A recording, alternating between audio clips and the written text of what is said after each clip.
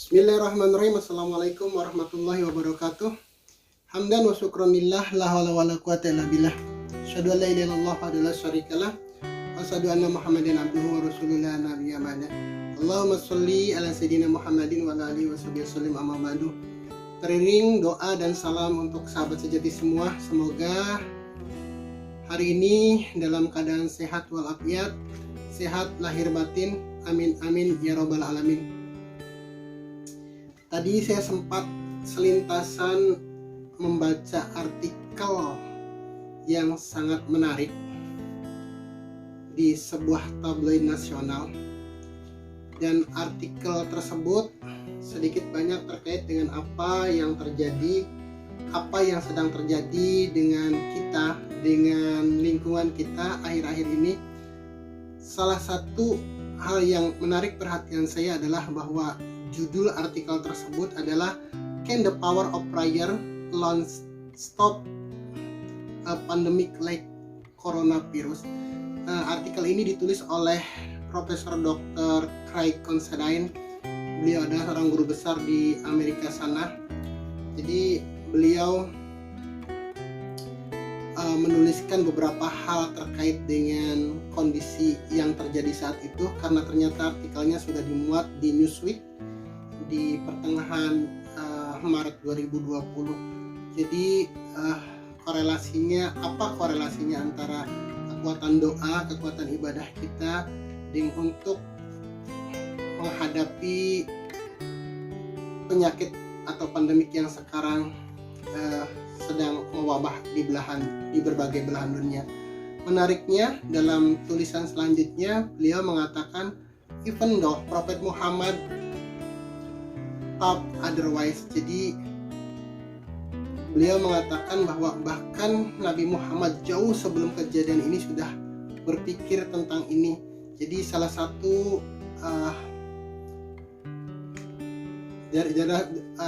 satu hadis yang kemudian dikutip oleh Dr. Craig ini adalah bahwa sejak zaman dulu Nabi Muhammad pernah menyarankan atau orang yang pertama menyarankan adanya karantina dan kebersihan pribadi untuk menangkal penyebaran virus semacam ini, karena dalam sejarahnya dunia Islam pernah digemparkan dengan al-wahm, yaitu wabah yang sangat luar biasa saat itu, dan solusinya kemudian ketika itu ditawarkan atau diajukan atau disampaikan oleh baginda Rasul bahwa karantina itu sangat diperlukan, selain juga menjaga kebersihan dari masing-masing individu. Karantina yang dimaksud saat itu adalah baginda Rasul menyatakan jika terjadi suatu pandemik di suatu daerah, maka janganlah kalian masuk di daerah tersebut, dan ketika kamu sedang berada di wilayah yang berpandemik, jangan keluar. Artinya persis seperti yang sekarang kita sedang jalani, yang sedang kita lakukan. Sekarang istilahnya PPKM Mikro, jadi ada pembatasan dan penyekatan keluar masuk antar wilayah. Tujuannya sama. Kalau dulu baginda Rasul jangan masuk ke daerah yang berpandemik dan jangan keluar dari daerah pandemik, maksudnya untuk memutus mata rantai penyebaran tersebut. Jadi sangat menarik ini korelasi, dan saya yakin ini bukan kebetulan, karena tidak ada yang kebetulan. Pasti ini adalah sesuatu yang harus memang kita kembali merefresh apa yang pernah beliau sampaikan. Hal keduanya adalah mengenai kebersihan. Jadi kebersihan ini sangat berpengaruh, sangat menunjang, dan sangat erat korelasinya dengan kesehatan kita, baik itu secara pribadi maupun kesehatan kita secara kolektif. Dulu baginda Rasul selalu mengajarkan kita untuk menjaga kebersihan jasad, kebersihan lahiriah, khususnya melalui wudhu, kemudian juga bagaimana cara kita berwudu dengan benar, bahkan mandi yang benar, agar kemudian bisa membersihkan jasad kita, tubuh kita. Itu pun diajarkan secara detail, yang tujuannya tidak lain adalah untuk menjaga kesehatan. Persis seperti sekarang yang kita lakukan, ada 3M, kemudian 5M, mencuci dan menjaga kebersihan lain sebagainya. Jadi konsepnya memang sudah ada, sekarang kita implementasinya zaman kekinian yang tentu dengan sabun, tentu dengan prokes yang kita sekarang lakukan. Jadi seperti itu. Sekali lagi saya sampaikan, can the power of prayer alone stop a pandemic like corona? Jadi insya Allah dengan konsep yang pernah ditawarkan, yang pernah diajukan atau pernah disampaikan baginda Rasul, kita akan segera bisa mengatasi pandemik ini, baik secara pribadi, baik secara kolektif di tengah masyarakat. Kalau secara pribadi tentu kita wajib menjaga prokes, menjaga kesehatan. Caranya tadi dengan menjaga kebersihan tubuh kita, tangan kita atau bagian-bagian tubuh kita khususnya yang bersentuhan langsung dengan berbagai permukaan benda dan lain sebagainya. Kemudian tadi menjaga jarak seperti PPKM mikro. Baginda cukup mengatakan jangan keluar dari daerah pandemik dan jangan masuk ke daerah pandemik dan jangan keluar dari daerah pandemik. Seperti itu. Kemudian di periode selanjutnya seorang ahli kedokteran Islam, Ibnu Sina atau kemudian di barat dikenal Avicenna, beliau menyatakan salah satu unsur yang kemudian dapat mempercepat recovery kita dalam menanggulangi sakit, menanggulangi pandemik atau apapun jenis penyakitnya. Beliau mengatakan bahwa delusi itu serba salah, serba takut adalah separuh dari penyakit, dan ketenangan adalah sebagian dari pengobatan. Tawakal adalah kesembuhan. Ini sangat menarik. Ini benar-benar menarik karena justru kita terlepas dari sakit apapun yang kita alami, kadang-kadang delusi kita, perasaan khawatir kita, perasaan fobia kita, perasaan was-was kita yang berlebihan itu justru lebih besar dari penyakit yang kita alami. Kadang-kadang kita baru divonis antigen saja sudah panik dan bikin rupa. Wajar kalau kita kemudian panik, tapi tadi sarannya jangan berlebihan. Justru dengan adanya informasi bahwa kita sudah infected, kita disuspek dan lain sebagainya, kita justru harusnya lebih mawas, memperketat prokes kita, menjaga kebersihan kita. Dan tadi satu yang harus kita lakukan segera sekarang ini adalah ketenangan dan jangan panik. Kepanikan, delusi merupakan sebagian dari penyakit itu sendiri.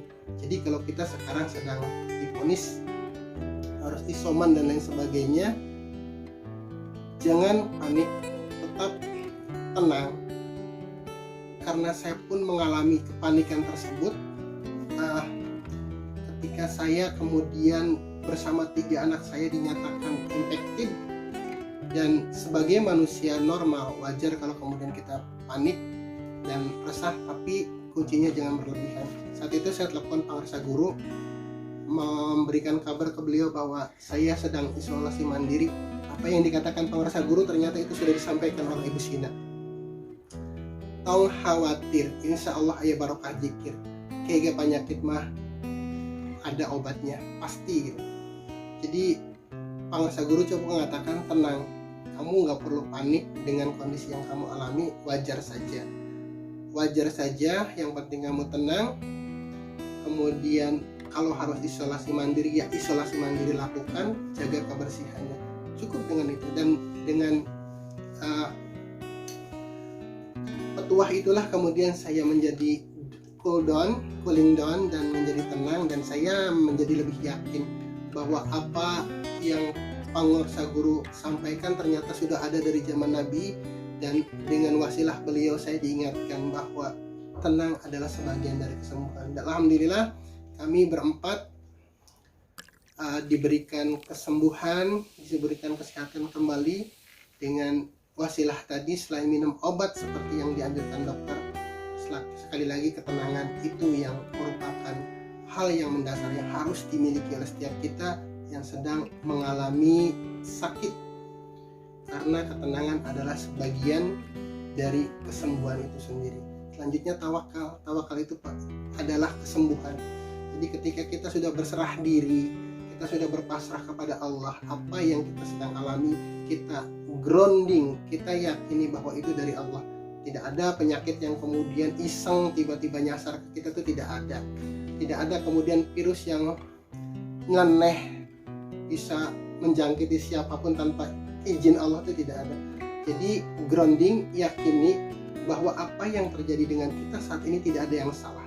Tidak ada yang salah ketika siapapun yang terkena itu memang sudah mestinya kena. Mau lari kemana, mau bagaimanapun kita prokesnya, tapi ketika Allah menghendaki kita terinfeksi, itu pasti terinfeksi. Dan kuncinya tadi, terima, kemudian jangan takut berlebihan, dan dengan keyakinan itulah kemudian kita timbulkan ketenangan dalam hati kita. Silakan masing-masing kita punya keyakinan kalau saya sebagai muslim, saya berdoa kepada Allah SWT.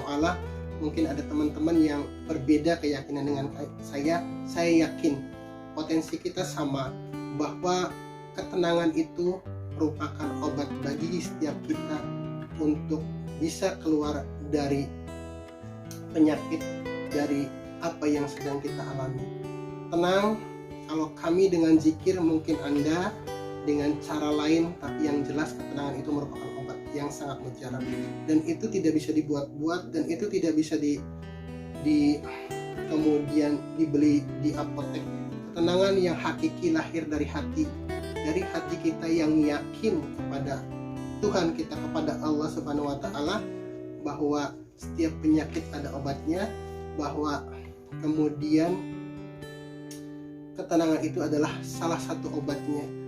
Ditambah kemudian ada obat-obat lahiriah yang harus kita minum, kemudian juga aktivitas lahiriah kita dengan menjaga prokes dan lain sebagainya. Jadi mudah-mudahan ini segera berlalu, mudah-mudahan ini segera kemudian ada jalan keluarnya, dan kuncinya tadi kita tetap tenang, yakin dengan pertolongan Allah. Insya Allah kita akan segera dikembalikan pada kondisi sehat kita, sehingga kemudian kita lebih aware dengan kesehatan kita dan lebih bersyukur. Ternyata sehat itu mahal.